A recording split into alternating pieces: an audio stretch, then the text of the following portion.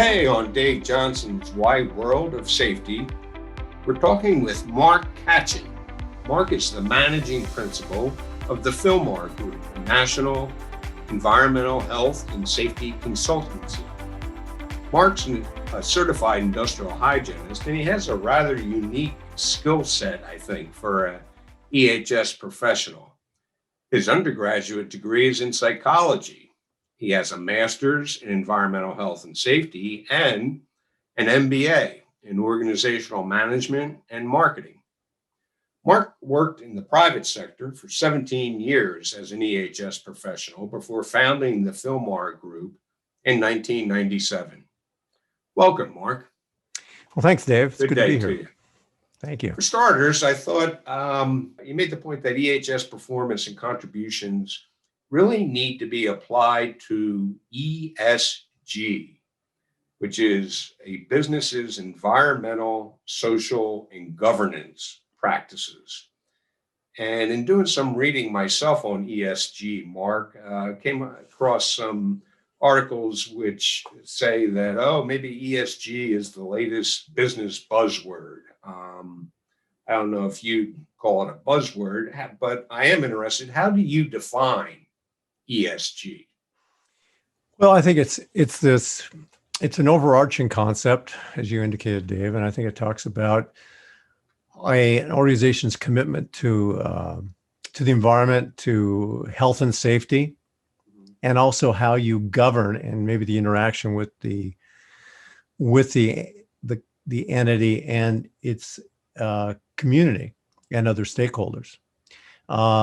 And I think it's getting some traction now. In the past, it was just maybe putting out a sustainability report every year. Because how long? What kind of past does ESG have, Mark? When did that term start being used, or that acronym start being used? Yeah, the ESG acronym is from my perspective, relatively recent use. It's been, but the concept's been around for a while, in various forms. We talked about social responsibility, sustainability. Okay. Those terms have been bandied about for quite some time. Yeah. And I think this ESG concept sort of attempts to roll them all together. Okay. The interesting thing is, a lot of these things take a lot of traction when it comes to the investing community in terms of being able to do this. And now there's a big attempt to try to be able to get people to have a score, for example, your ESG score, much like someone gets a credit score. Okay. So what's the organization's ESG score in that regard? Yeah. Based on a series of parameters, and obviously that will vary. But I think there's going to be increased scrutiny as a result. And then with that scrutiny might come opportunity, as you mentioned, for the EHS professional, because obviously the E and the S part of ESG directly, impacts that EHS professional. How does, I understand the E, how does the S impact? Well, social is considered the H&S, the health and safety. Okay. Right. That's part of it. You talk about scores being put together and rankings being put together. I've read a little bit about this. What's an example, Mark, of how EHS could contribute to the score that a company has for ESG? We're tossing around these acronyms here, and they're pretty close to sounding the same. But to the degree that you're in compliance, obviously that's sort of a baseline, that everybody considers as a minimum. What your compliance look like? It's an easy thing to look at, and there's a number.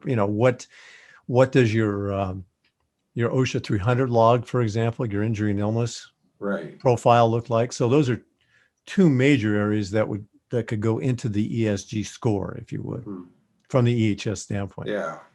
It seems like that's when I think back to some of the sustainability reports that I've seen. if there was a mention of safety and health, and there certainly were in some reports, it seemed to be pretty much limited to that lagging indicator of this is what our OSHA recordable was, or this is what our lost time rate was, or something like that. What comes to mind is maybe some leading indicators of EHS that could be used here. Yeah, I'm not sure that we get such granularity. For example, we talk about behavioral-based safety programs where you're Right. observing things, or even industrial hygiene sampling is sometimes considered or monitoring is considered a Yeah. leading indicator, right? To find Mhm. that. It could get down there. I'm not sure it would get that level of predictiveness. Maybe there's some other indicators that we could look at, but it's a move in that direction. There's some, as I say, I know of at least one or two entities that are trying to put together some sort of a scoring system. Okay. And then people would subscribe to it, much again like you would subscribe to the credit reporting entities. So if you're an investment organization or an investing organization, you would be able to pull down a firm's or group of firms' ESG scores. Yeah. And that might guide you in terms of which direction you want to go as far as your investment dollars. Well, listening to you, one thing that strikes me that EHS professionals could be doing, perhaps should be doing, I'm sure some of them are, but I'm sure a number haven't yet, is paying attention to their company's ESG score and knowing Right. what it is. Right. Well, and as these entities develop, these scoring entities, they would, and I would think that the management of the organization would reach out to the EHS person to provide at least the statistics needed to, for the input place. I know, or at least make it more readily available, because I think the rating companies, if you would probably want to make sure they could get the data independently. Yeah. Okay. And not be, not be tainted in any way from the organization itself. Yeah. As we've discussed, ESG is a relatively new business paradigm, if you want to call it that. My question to you is, who should EHS professionals be networking with or building relationships with within their companies to learn more about ESG?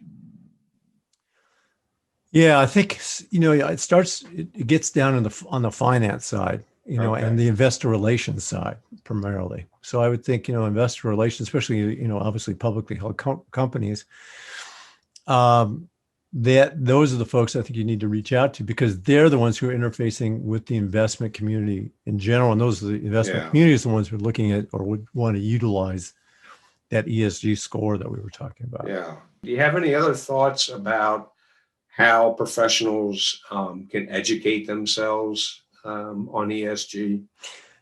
Well, there's always Google, right? So you can start there and look at some of the documents and look at some of the entities that are producing information about ESG and learning those things. I've even been on. I've attended a conference where a pension fund director, one of the largest pension funds in the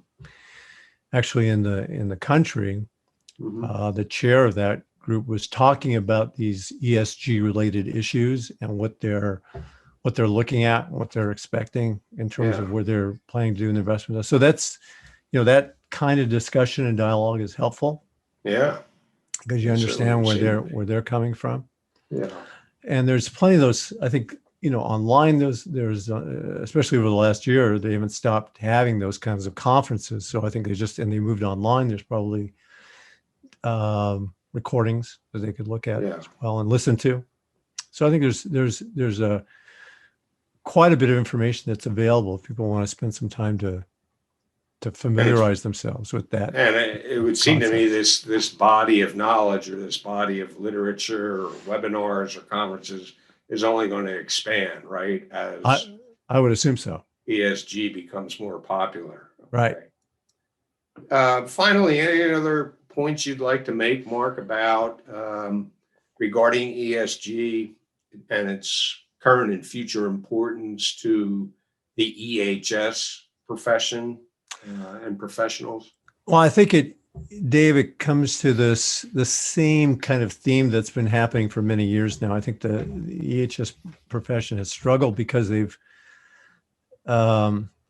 within the organization, because I think if you don't orient yourself to the understanding of what the mission of the organization is and understand the language that the leadership in that organization uses and understand what the extrinsic factors are that impinge on the organization, you're going to be behind the eight ball. So to the degree that you can get in front of it, understand it, and understand how some of these levers, ESG being one of them, it can promote the EHS professionals within that organization accordingly.